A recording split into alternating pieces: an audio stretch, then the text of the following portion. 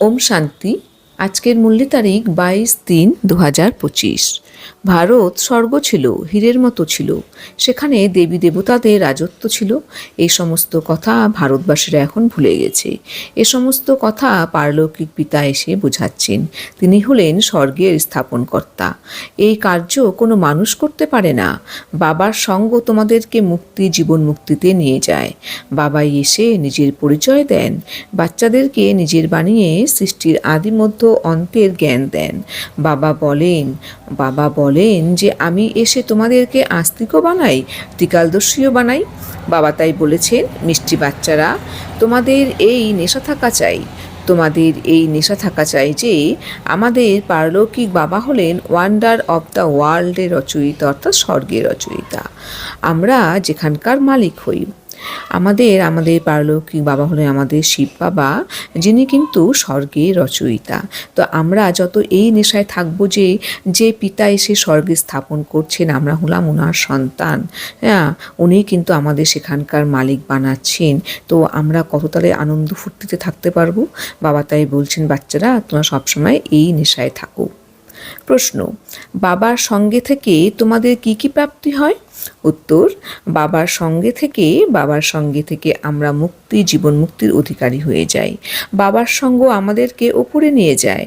বাবা আমাদেরকে নিজের বানিয়ে আস্তিক আর ত্রিকালদর্শী বানিয়ে দেন। আমরা রচয়িতা আর রচনার আদি মধ্য অন্তকে জানতে পারি।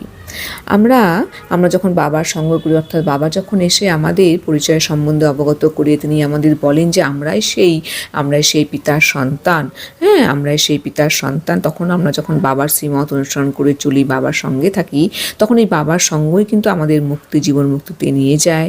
বাবার সঙ্গই কিন্তু আমাদেরকে আস্তিক, এরকম ত্রিকালদর্শী বানিয়ে দেয়। অর্থাৎ আমরা যখন প্রকৃত ঈশ্বরকে আমরা জানতে পারি, চিনতে পারি, বুঝতে পারি, তাকে কিন্তু বলা হয় আস্তিক। এবং তিনি এসে আমাদের আদি মধ্য অন্তের নলেজ সম্বন্ধে অবগত করে তিনি আমাদের ত্রিকালদর্শী বানান। আমরা রচয়িতাকে জানতে পারি। বাবা এসে তিনি নিজের পরিচয়ের সম্বন্ধে তিনি অবগত করান। তো আমরা কতটা সৌভাগ্যবান যে বাবার সঙ্গে থেকে আমরা কত কিছু প্রাপ্ত করতে পারি। मीठे मीठे से खिलते बच्चों प्रति माता पिता बाप दादा की याद पे गुड मॉर्निंग। रूहानी बाप की रूहानी बच्चों को नमस्ते। हम रूहानी बच्चों की रूहानी बाप दादा को याद पे गुड मॉर्निंग, नमस्ते नमस्ते नमस्ते। ধারণার জন্য মুখ্য সার নাম্বার 1, কাউকে অপছন্দ বা ঘৃণা করো না। দয়াবান হয়ে দুঃখী আত্মাদেরকে সুখী বানানোর সেবা করতে হবে। বাবার সমান মাস্টার প্রেমের সাগর হতে হবে। বাবা আমাদের বলছেন, বাচ্চা তোমরা কখনো কাউকে অপছন্দ বা ঘৃণা করবে না। সবসময় তোমরা দয়াবান হয়ে দুঃখী আত্মাদেরকে তোমরা সুখী বানানোর সেবা করো। অর্থাৎ সকলকে এই জ্ঞান সম্বন্ধে অবগত করি, যাতে সকলে এই জ্ঞানটিকে অ্যাপ্লাই করে দুঃখ কষ্ট থেকে মুক্তি লাভ করতে পারে। তাদেরকে কিন্তু তোমরা এই পথ দেখিয়ে দাও। বাবার সমান কিন্তু আমাদের মাস্টার প্রেমের সাগর হতে হবে, কারণ বাবা হলেন আমাদের প্রেমের সাগর। তো আমরা ওনার সন্তান, তো আমাদেরও কিন্তু ওনার মতো মাস্টার প্রেমের সাগর হতে হবে। নাম্বার 2, আমরা হলাম ভগবানের সন্তান। এই নেশা বা খুশিতে থাকতে হবে। কখনো মায়ার উল্টো সঙ্গে যাবে না। দেহি অভিমানী হয়ে জ্ঞানের ধারণা করতে হবে। আমরা হলাম ভগবানের সন্তান। তো আমরা যত এই নেশায় থাকবো, তখনই কিন্তু আমরা সবসময় কিন্তু আনন্দ ফুর্তি এবং খুশিতে অবশ্যই থাকতে পারবো। আমাদের কিন্তু কখনোই কিন্তু মায়ার সঙ্গ করা উচিত না। মায়ার উল্টো সঙ্গ কিন্তু আমাদের কিন্তু নিচে নামিয়ে দেয়। সুতরাং এগুলো কিন্তু আমাদের করা উচিত না। আমাদের সবসময় কিন্তু আত্মিক স্থিত হয়ে কিন্তু আমাদের অবশ্যই জ্ঞানের ধারণা করা উচিত। বরদান, বাবার সমান বরদানী হয়ে প্রত্যেকের হৃদয়কে আরাম প্রদানকারী মাস্টার দিলারাম ভব। আমাদের বাবা যেমন বরদানী, সেরকম আমাদেরকেও কিন্তু বাবার সমান বরদানী হয়ে প্রত্যেকের হৃদয়কে আরাম প্রদান করে কিন্তু মাস্টার দিলারাম হয়ে উঠতে হবে। স্পষ্টীকরণ, যে বাচ্চারা বাবার সমান বরদানী মূর্তি হয়, তারা কখনো কারো দুর্বলতাকে দেখে না। তারা সকলের প্রতি করুণা হয়। যেরকম বাবা কারো দুর্বলতাকে হৃদয়ে রেখে দেন না, এইরকম বরদানী বাচ্চারাও কারো দুর্বলতা হৃদয়ে ধারণ করে না। তারা প্রত্যেকের হৃদয়ে আরাম প্রদানকারী মাস্টার দিলারাম হয়। এই জন্য সাথী হোক বা প্রজা, সবাই তার গুণগান করে। সকলের অন্তর থেকে এই আশীর্বাদ বেরিয়ে আসে যে এ হলো আমাদের সদা স্নেহী সহযোগী।